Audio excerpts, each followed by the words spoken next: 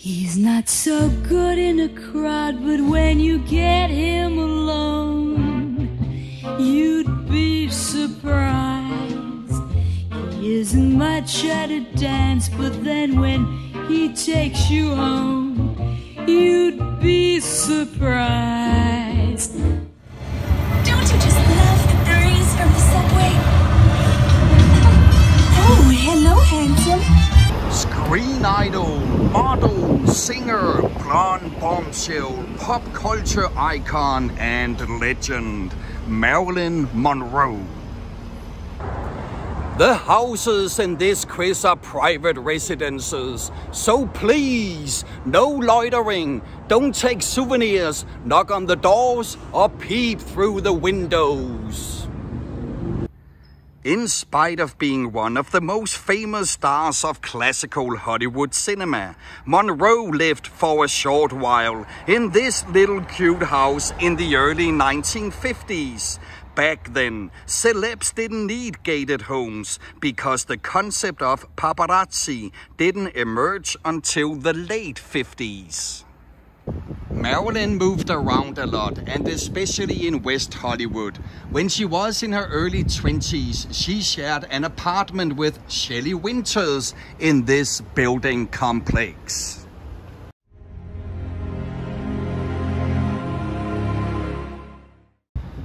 We know Shelley from Stanley Kubrick's Lolita, but which Russian author wrote the novel of the same name?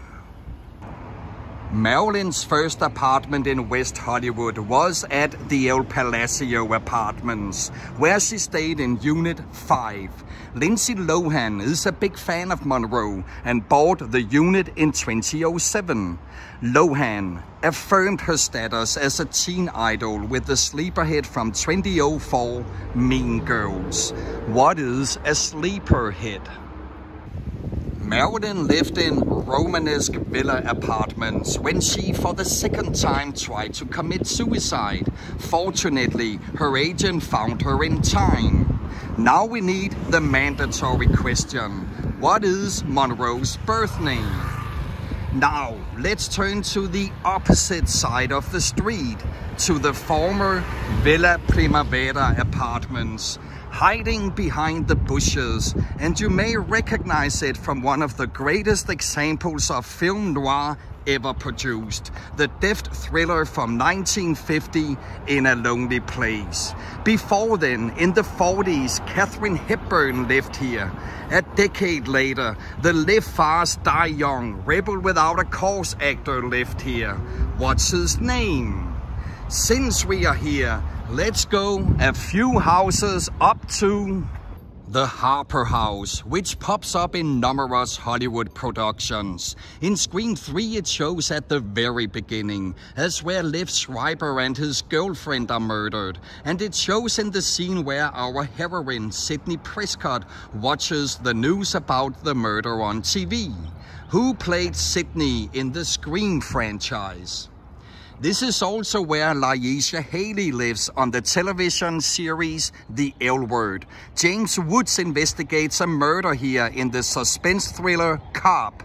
Kevin Bacon moved in here in the comedy The Big Picture. But we first and foremost remember Harper House from the action comedy from '91, The Last Boy Scout.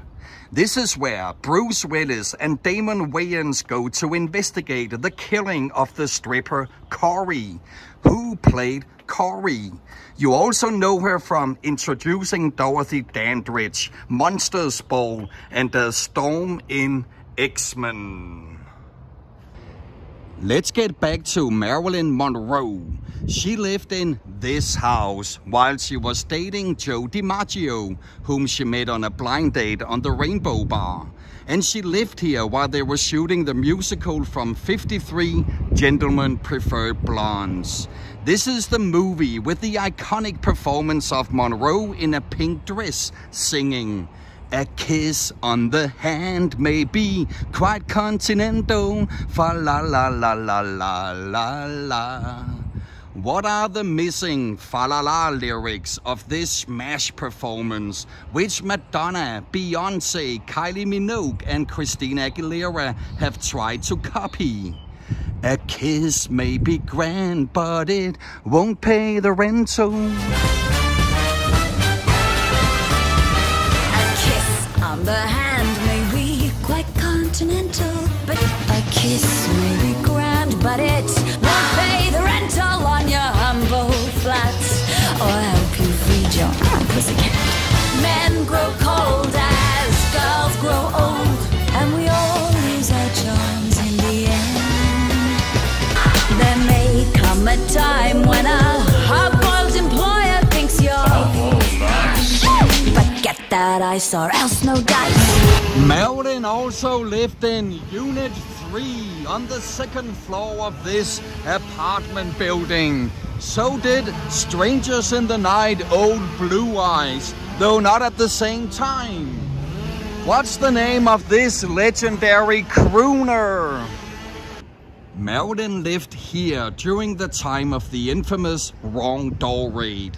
The jealous and physically abusive DiMaggio couldn't accept their divorce, and together with Old Blue Eyes, they raided an apartment, breaking doors, furniture and dishes, and having full camera equipment ready, expecting to find Marilyn in a compromising situation. But Marilyn was just visiting a friend, and it wasn't even in that apartment. Instead, DiMaggio scared the living daylights out of an unknown 37-year-old woman sleeping in her bed. Which Norwegian pop band performed the title song of the James Bond movie, The Living Daylights? Hey, drive, where we going? I swear my nerves are showing. Set my hopes up way too high. Living's in the way we die. Marilyn and Joe DiMaggio lived in this house for a short time during their honeymoon. DiMaggio was center fielder for which Major League Baseball team, which also has included Babe Ruth, Lou Gehrig and Mickey Mantle. While we're here, we might as well go 2 houses up to the last residence of platinum blonde Jean Harlow, one of the greatest female stars of classic Hollywood cinema. Later on, this house became the home of the most glamorous screen idol of the 1940s, Rita Hayworth. She was nicknamed the Love Goddess and was especially known for her femme fatale roles in Gilda and The Lady from Shanghai.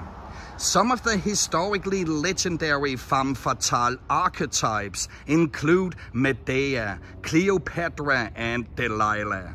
Delilah loved and yet betrayed a man with great strength, which derived from his hair. What's the name of this biblical person? A few houses up, we have this familiar house from the comedy drama The Graduate. You recognize the front of the house as where the Robinsons lived, though it's red brick now instead of the white it was in '67 when the film was made. And the vision that was planted in my brain still remains within the sound of silence. This major hit was used 3 times in the movie. Who performed the song? Restless dreams I walked alone, narrow streets of cobblestone, neath the halo of a street lamp, I turned my collar to the cold and damp. At the end of this quiet cul-de-sac lies the hacienda, which should become the final residence of Marilyn Monroe.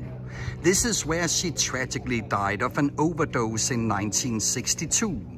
Many people tried to take advantage of her throughout her too short life. And as she said, Hollywood is a place where they'll pay you $1,000 for a kiss and 50 cents for your soul. The roses in